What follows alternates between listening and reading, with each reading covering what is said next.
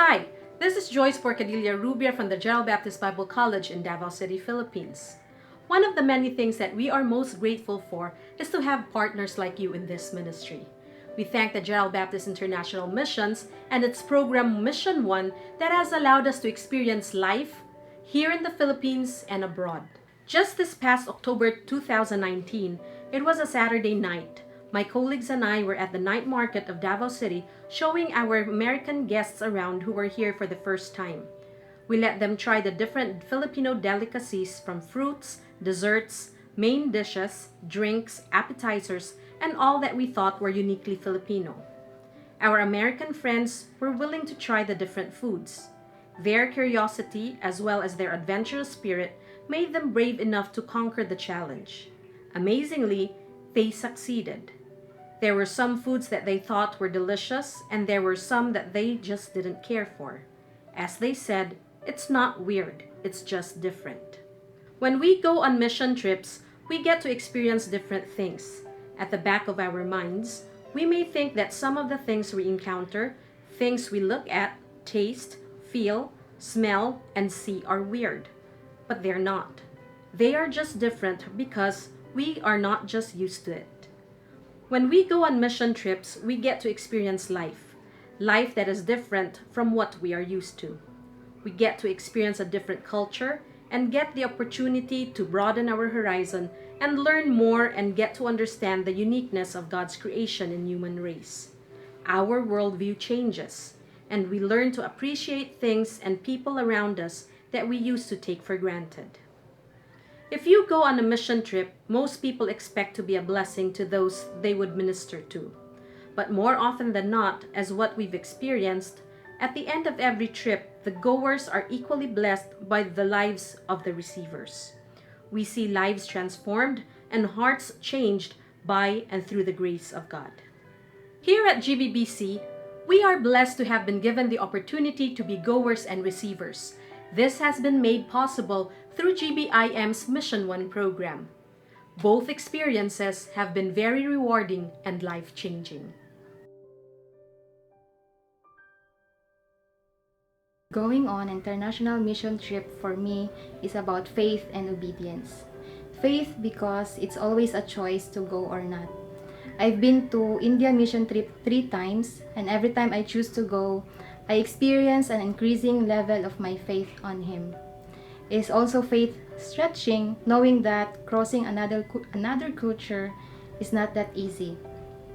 It takes us not to bring our own culture, but to learn, to adjust, to accept, contextualize, and love the people and the culture we are in. Obedience because it is God's great commission to all of His people to go and make disciples of all nations. The gospel is for everyone, especially to the unreached people group. And indeed, through the mission trips I have had, I have seen God's heart for the lost. It widened my perspective about missions. What excites me the most about joining mission trips is that I know that I will be able to experience more of God in and through the trip. I have learned that our love for God and for His people will compel us to do and join where God is at work. God is indeed at work all over the globe. He is in the business of reaching and changing His people in and through us. But it takes faith and full obedience in joining His business. Before I joined any mission trip, I was so close-minded about sharing the gospel outside of my country because I see here in the Philippines that there are still lots of people that needs the gospel. When I joined the mission trip way back 2016, God opened my eyes that the gospel has no boundaries, that there's no special colors, that no special language, that Christ tasted death for everyone. With that mission trip, God opened my eyes and helped me realize that the world is the mission field, not just only a specific country or a specific locality, but it's the world. So when I went home after that mission trip, God gave me a new perspective in mission, and that is not to be selective in sharing the gospel. Whether he's young or whether he's old, whether he's tribal or born in the city, they deserve to be shared the love of Christ. One of my favorite verses is the prayer in 1 Chronicles chapter 4 verse 10. wherein Jabez prayed and asked God to bless him and expand his territory. This verse became a reality to me when I decided to join on my first mission trip to India way back in 2015. Being on a mission trip to India for 4 years already, every year is a new experience. I have seen how deep is their devotion to God and their prayer life as well. Before the mission trip, my prayer life was very selfish. It's all about myself, my needs, and my future. After the mission trip, God did not just change my views in life, but also my heart, especially in the way I pray. God expanded my territory not only in the area of my influence, but also in my prayer life as well. Now, I am consistently praying for my brothers and sisters in Christ around the world, the ministry of God for the expansion of His kingdom, and for the lost people who needs His love and forgiveness. These past 3 years of being part of a short mission trip to India brings great impact to myself as a health professional. Aside from strengthening my faith, it has also helped me to open my eyes to the greater needs of the community. Experiencing another culture so different from mine has broadened my perspective on the importance of service, especially when the main reasons why people cannot receive services are because of poverty and inequality. It makes me embrace more my calling to serve people with my God-given abilities to make a tangible difference in the community. This is why I am so grateful for the opportunity to be part of the mission trip, for it molded me to be more passionate by sharing the love of God through providing health services and education. Being in a mission trip is going beyond my capabilities for God's glory. Our mission trip to India was an eye-opener for me. I got to experience their culture and how they worship God in their own way. I still remember it was a Sunday morning when we had the opportunity to worship with them at the church. I started to hear that unique Indian melody with a percussion instrument they called tabla. It was a very simple setup. They just sat on the concrete floors. They didn't mind the heat and the long hours of the entire worship service. Yet, I saw how they sang with all their hearts, and how excited they were in worshiping God, and how eager they were in partaking the Holy Communion. As a worship leader, this trip helped me to expand my understanding about the true meaning of worship. I learned that worship is about how genuine we are and how we pour out our hearts to honor the reason of our worship. And our brothers and sisters in India taught me that. Worshipping with them was an amazing experience and definitely impacted my life forever. And that is what we came home with, a changed heart of worship. Worship for us has never been the same again. While we value worship in the Philippines, especially at the General Baptist Bible College, being able to go on a mission trip enabled us to appreciate our freedom all the more, especially in the area of worship. In the same way, when a Mission 1 team comes to the Philippines for the 360 Youth Forum, most of the team members, if not all, will always say that their highlight when they come is the worship experience. When a mission team comes, there's always a sense of excitement. The presence of the team is always an encouragement to us, just knowing that there are people who would travel a long way, leave their family and loved ones, just to come and spend time with us for a week or so. For us as receivers, that means that we are loved, we are important, we are valued, our ministry matters, and what we do here is of value. And that is something that can't be explained always on paper. 360 Leadership Forum. If I am to describe the event in one word, that will be impactful. It's just so true to its title.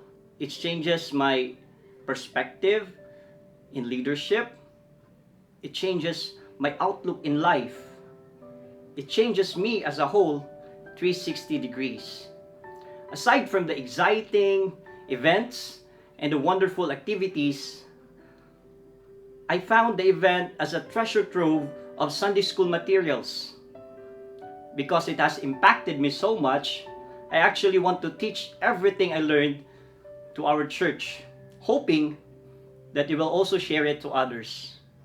I remember it was 2011.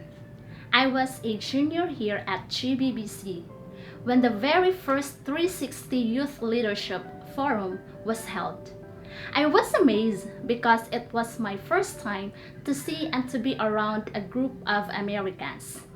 Them coming here, sharing their experiences, and sharing the Word of God was truly life-changing, and it widened my perspective about missions and sovereignty of God in my life. 360 is one of the most amazing events every year at GBBC. At some point, it became an unforgettable experience. The team works so hard to teach us to be a good leader, not just to be a leader, but to be an effective and a global leader someday. The 360 Leadership Forum with the team gave me a big impact into my life, and also it broadened my point of view, especially in the ministry. The lessons that they imparted to us gave me some insights for the expansion and for continuation of Christ's ministry. I'm so blessed, and I really appreciate them for the teamwork, for dedication, and also for embracing the event with love. Every year, I always look forward for the 360 Youth Leadership Forum. For me, this event is my most anticipated one because it empowers and equips me. The 360 team played a significant role of who I am today. The teachings and lessons that they imparted helped me to become a better version of who I am, specifically in the areas of leadership, evangelism, and ministry. They also showed me the true meaning of the word sacrifice. Indeed, coming to the Philippines takes a lot of sacrifice. They have to leave their families and comfort, use their own resources, and put their health at risk, not to mention the long flights that they have to endure. That is why I'm so overwhelmed and blessed that every year they have to come and train and equip us for us to be prepared for the bigger ministry that lies ahead. It is always a joy to see our students, the faculty, and staff be excited every time a team comes for the 360. It is always a joy to see them be excited to hear another speaker or another preacher from a different country. And it is also very humbling for us to have our leaders from the United States come here, spend time with us, and especially invest in the lives of the younger generation. And not just that, to see them serve us. That allows our students and teachers and our staff to see firsthand what leadership is all about. Since here at GBBC, we are in a leadership development ministry, it is vital that we just don't preach and teach, but really walk the talk and serve God's people, just as Jesus did not come to the earth to be served, but to serve. We live in a culture and time where people feel entitled, and the words to serve is almost non-existent. But to see mission teams step out of their comfort zones to serve those who are among the least is what makes the difference. We get to serve and worship. Yes, there is always a different experience when we gather in worship abroad or here in the Philippines. But the one we worship is and will always be the same, our one true God. And our ultimate example of servant leadership is always and will always be Jesus Christ. This is the impact of Mission One teams. We get to be refreshed and reminded of these very important values in our Christian life.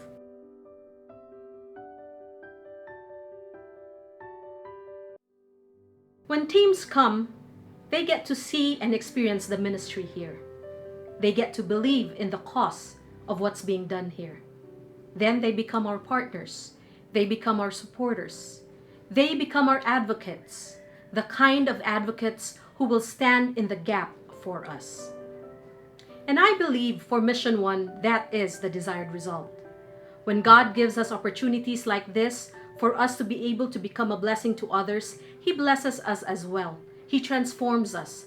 And every time there is a transformation and a changed heart, it should not end within us. As God has showered us with His grace, we should, as a result, be dispensers of grace and a channel of hope. When I die, hallelujah, by and by,